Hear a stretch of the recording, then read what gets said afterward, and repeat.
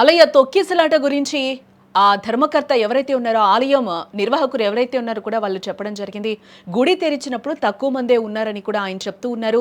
9 నుంచి 10 లోపు కూడా భక్తులు భారీగా పెరిగిపోయారని కూడా ఆలయ నిర్వాహకులు చెప్తూ ఉన్నారు. భక్తులు పెరగడంతో కంట్రోల్ చేయలేకపోయామని కూడా హరిముకుంద్ పండా చెప్తూ ఉన్నారు. ఏం జరిగిందో తెలీదు. భక్తులు ఒక్కసారిగా కూడా అక్కడ ఊగిపోవడం జరిగింది. ప్రమాదం జరిగిన వెంటనే కూడా పోలీసులు వచ్చారని కూడా హరిముకుంద్ పండా చెప్తూ ఉన్నారు. ఏం జరిగిందో కూడా తెలుసుకునే లోపు మొత్తం జరిగిపోయింది. ఇంతమంది వస్తారని కూడా మేము ఎప్పుడు ఎక్స్పెక్ట్ చేయలేదు. ఒక 1000 మంది 2000 మంది ఎప్పుడు దర్శనానికి వస్తూ ఉంటారు. ఇది మాత్రమే తెలుసు. ఈ రోజు మేము ఇంత ఎక్స్పెక్టేషన్స్ పెట్టుకోలేదు. ఇంతమంది వస్తారని తెలియదు. యాజ్ యూజువల్ గా ఏదైతే 1000-2000 మంది వస్తున్నారో ఇంతమందే వస్తారు లిమిటెడ్ గా భక్తులని అనుకున్నాం.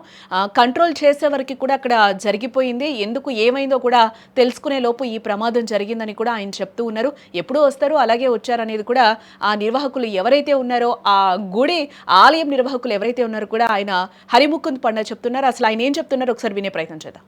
నిన్న వెళ్ళాను. లేచి 8 గంటలకి వెళ్ళాను. గుడి కలిపితే జనం కొద్దిగా ఉన్నారు. ఎంత 1000 మంది ఉంటారు.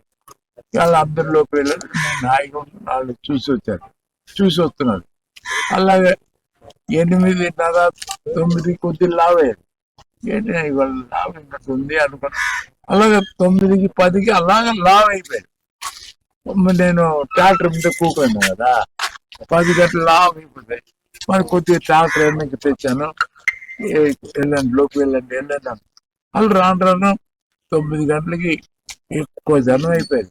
ఎవరు కంట్రోల్ చేస్తాను? నేను చేయలేదు. పక్క తీసాను బండి. వాళ్ళందరూ వెళ్ళారు. తర్వాత ఏది గొడవైనా నాకేం తెలియదు. జనం మూగిపోయారు. అది జరిగిన సంగతి. అంతేగాని నేనేం చెప్తాను, నా ప్రేమ కదా. నీ ఈతనాడు చెప్తాను ఏంటి ఇది జరిగిన యాక్చువల్ గా ఇది జరిగిన సంగతి. నిన్న 8:30కి వెళ్ళినప్పుడు కొద్ది మంది ఉన్నారు. వాళ్ళు లోపు వెళ్ళారు. అది కొద్ది మంది. ఎన్ని నెలల క్రితం నుండి భక్తులకు అందుబాటులోకి వచ్చింది? 4 నెలలు అయింది. ఓపెన్ అయ్యి ఇప్పుడే అయింది. 4 నెలలు. ఎన్నాళ్ళు నిర్మాణం జరిగింది? ఇది ఎప్పుడు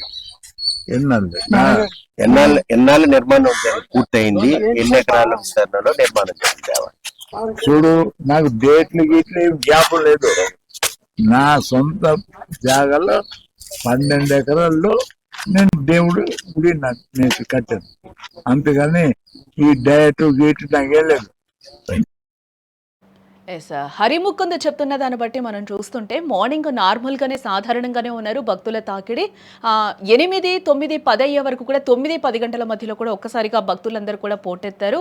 సో అప్పటికి మేము కంట్రోల్ చేశాము. ఇంకా అంతకు మించి అయితే పెరిగిపోయారు కాబట్టి భక్తులు మేము ఇంకా కంట్రోల్ చేయలేకపోయాను అనేది కూడా ఆయన క్లియర్గా చెప్తున్నారు. అసలు ఎక్స్పెక్టే చేయలేదు మేము ఇంతమంది వస్తారు అని చెప్పి కూడా.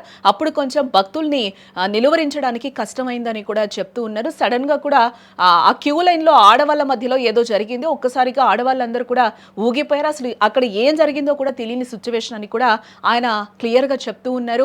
4 నెలల ముందే ఈ టెంపుల్ ఓపెన్ అయింది అని కూడా చెప్తున్నారు. సొంత జాగాలో నా 12 ఎకరాల్లో నేను స్వామివారి ఆలయాన్ని అయితే నేను కట్టాను భక్తుల కోసం అని కూడా ఆయన క్లియర్ గా చెప్తున్నారు. ఇంత పెద్ద ప్రమాదం జరుగుతుందని మేమేమి ఎక్స్పెక్ట్ చేయలేదు.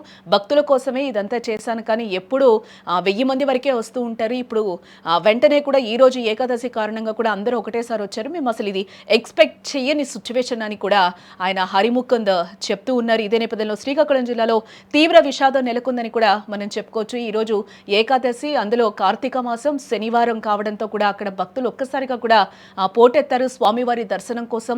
ఈ టెంపుల్ కూడా 4 నెలల క్రితమే ఓపెన్ అయిన పరిస్థితి అయితే మనకి కనిపిస్తోంది. ఈ నేపథ్యంలోనే ఒక్కసారిగా భక్తులందరూ కూడా అక్కడికి వెళ్లడంతో అక్కడ ఒక్కసారిగా కూడా ఆలయ ప్రాంగణంలో ఒక్కసారిగా అక్కడ తోపులాట చోటు చేసుకుంది. భక్తులు ఎక్కువ అవ్వడం, అక్కడ రైలింగ్ ఊడిపోవడం, ఆ బరువుకి తట్టుకోలేక అందరూ కూడా ఆ క్యూ లైన్లోనే పడిపోయారు. పడిపోయిన వెంటనే కూడా దాదాపు 9 మంది వరకు కూడా చనిపోయారు మహిళలు. దీంతో పాటుగా ఒక బాబు ఉన్నట్లుగా కూడా తెలుస్తూ ఉంది. ఈ నేపథ్యంలోనే అక్కడ గవర్నమెంట్ ప్రభుత్వం అలర్ట్ అయ్యి కూడా అక్కడ సహాయక చర్యల్ని కూడా ముమ్మరంగా కొనసాగించింది. క్షతగాత్రులందరినీ కూడా ఈ తరుణంలోనే హాస్పిటల్కు కూడా చేర్చినట్లుగా కూడా తెలుస్తోంది. ఈ నేపథ్యంలోనే ప్రభుత్వం కానీ అటు కేంద్రం కానీ బాధితులకి అలాగే మృతులకి కూడా ఎక్స్గ్రేషియన్ అయితే ఇప్పటికే ప్రకటించడం జరిగింది.